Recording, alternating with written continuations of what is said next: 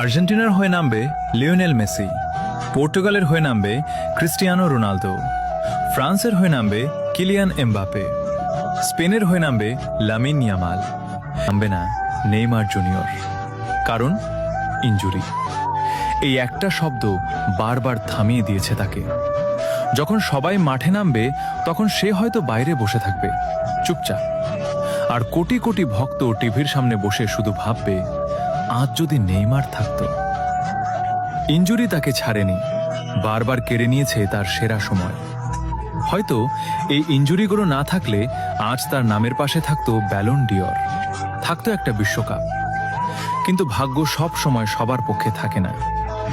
নেইমারের গল্পটা ট্রফির না, নেইমারের গল্পটা কষ্টের। তবুও সে হার মানেনি, কারণ মাঠে না থাকলেও সে এখনো বেঁচে আছে তার ভক্তদের হৃদয়ে।